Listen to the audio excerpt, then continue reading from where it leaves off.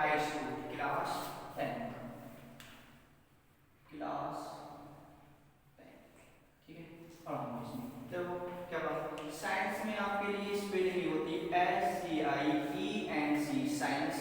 बहुत ही साइंस में 3 पार्ट होते हैं, 3 पार्टों में बांटा गया है। पहला तुम्हारा भौतिक विज्ञान जिसे बोलते हैं फिजिक्स, दूसरा रसायन विज्ञान जिसे बोलते हैं केमिस्ट्री, तीसरा हमारा जीव विज्ञान जिसे बोलते हैं बायो। तो आपका हम ये पोर्शन चालू कर रहे हैं आज A1, ठीक है। ये वाला पोर्शन चालू कर रहे हैं हम। देखो आपकी स्पेलिंग ध्यान रखनी है, स्पेलिंग पूछ ली जाती है तो पेपर नहीं पूछता है, बट रास्ते में चलते तो पूछ लेते हैं अधिकांश। देखो आपको पढ़ा रहा हूँ फिजिक्स, PHYSICS, फिजिक्स। तो फिजिक्स में आपके लिए क्या पढ़ाऊंगा मैं आज, प्रकाश। प्रकाश का परावर्तन व अपवर्तन, प्रकाश का परावर्तन व अपवर्तन, ठीक है। पहले मैं आपके लिए प्रकाश के बारे में बताता हूँ। प्रकाश क्या होता है? प्रकाश एक प्रकार की ऊर्जा है। क्या है प्रकाश? प्रकाश एक प्रकार की ऊर्जा है, ऊर्जा है जिससे हमें विभिन्न प्रकार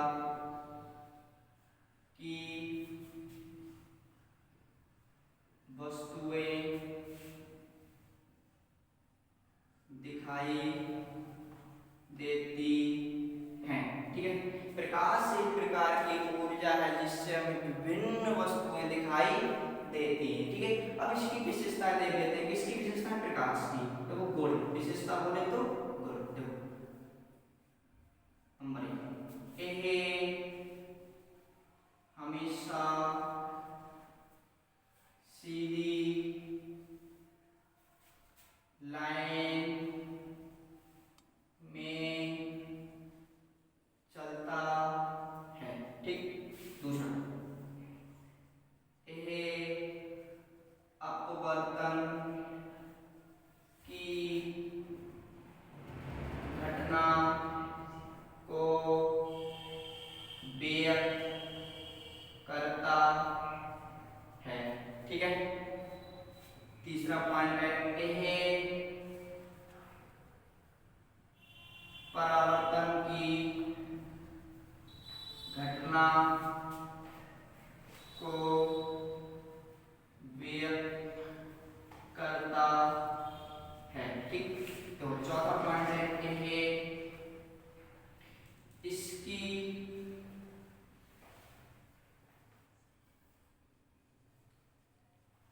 निर्वात में चाल 3×10⁸ मीटर प्रति सेकंड होती है, ठीक। इसकी निर्वात में चाल 3×10⁸ मीटर प्रति सेकंड होती, किसकी? प्रकाश की। यह आपका इम्पोर्टेंट है, ऑब्जेक्टिव में पूछ लिया जाता है। अब आपके लिए मैं समझाऊंगा प्रकाश का परावर्तन, ठीक है। प्रकाश का परावर्तन,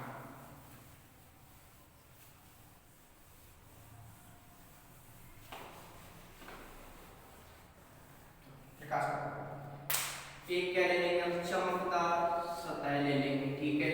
इसकी एक तरफ क्या कर देंगे हम? पॉलिश।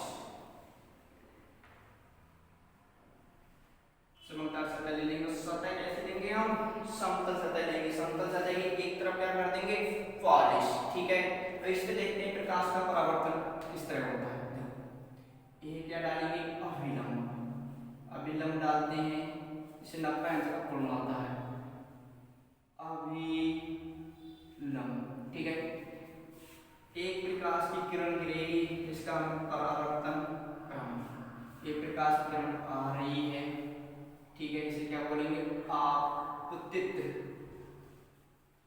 आपतित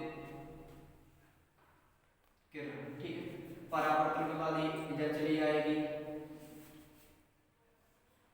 इसे बोलेंगे हम परावर्तित किरण। क्या बोलेंगे इसे? परावर्तित किरण। ठीक है। अब जो एंगल से, जिस एंगल यानी जिस कोण से ये गिरेंगी, तो इस कोण को हम बोलेंगे आपतन कोण आई। ऐसे बोलेंगे हम परावर्तन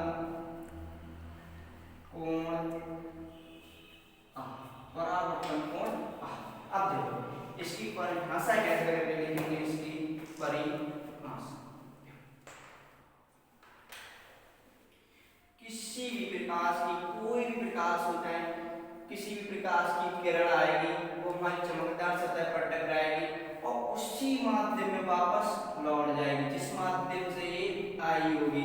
इसमें माध्यम चेंज नहीं होगा, हमारा क्या चेंज नहीं होगा इसमें? माध्यम। इसमें माध्यम चेंज नहीं होगा। तो देखो कैसे करके लिखेंगे, जब कोई प्रकाश की किरण, क्या जब कोई प्रकाश की किरण एक चमकदार सतह पर टकराती है, टकराई यहाँ पर आके, जब कोई प्रकाश की किरण एक चमकदार सतह पर टकराई, चमकदार सतह पर टकराई, तो वह टकराने के बाद उसी माध्यम में वापस लौट जाती है। टकराने के बाद पुनः उसी माध्यम में वापस लौट जाती है। इसी क्या कहते हैं? प्रकाश का परावर्तन कहते हैं। क्या कहते हैं इसी को? प्रकाश का परावर्तन। तो देखो परिभाषा कैसे लिखेंगे, जब कोई प्रकाश की किरण या कोई प्रकाश की किरण चमकदार तल पर टकराती है, टकराती है, तो वह पुनः उसी माध्यम में वापस लौट जाती है। ठीक है।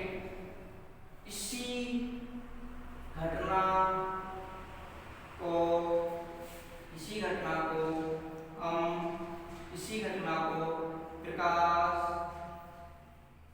का परावर्तन कहते हैं। इसी को प्रकाश का परावर्तन कहते हैं। देखो फिर दोबारा रिपीट कर रहा हूं, जब कोई प्रकाश की किरण किसी चमकदार सतह पर टकराती है, तो पुनः टकराने के बाद में पुनः उसी माध्यम में वापस लौट जाती है। जिस माध्यम से प्रकाश की किरण आती है, वह उसी माध्यम में पुनः वापस लौट जाती है। इसी घटना को हम क्या कहते हैं? प्रकाश का परावर्तन कहते हैं। देखो अब आगे प्रकाश का परावर्तन हो जाएगा।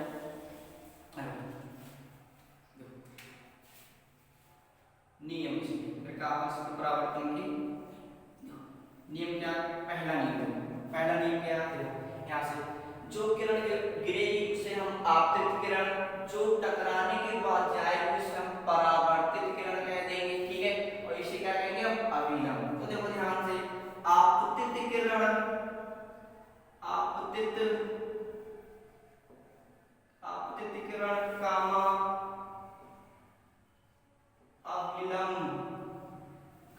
अभिलंब व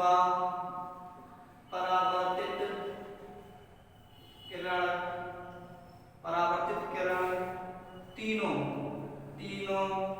एक ही तल में उपस्थित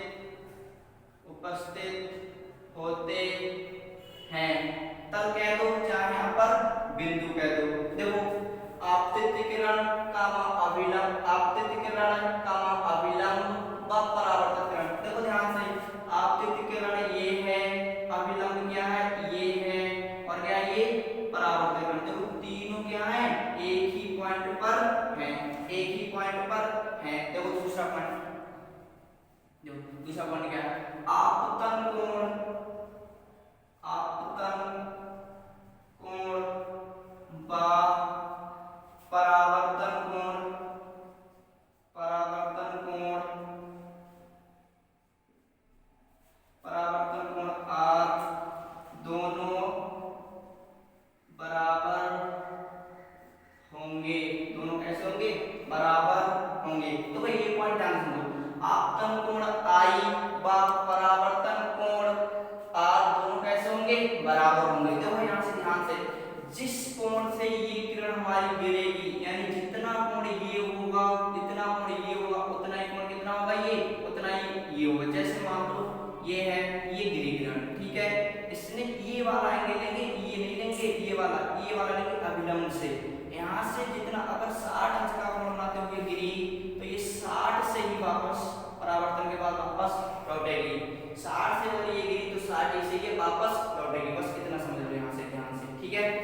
आपतन कोण का परावर्तन कोण दोनों बराबर होती है। अब देखो ध्यान से, आपतन कोण किसे कहते हैं, परावर्तन कोण किसे कहते हैं, दोनों बातें ये समझो ध्यान से।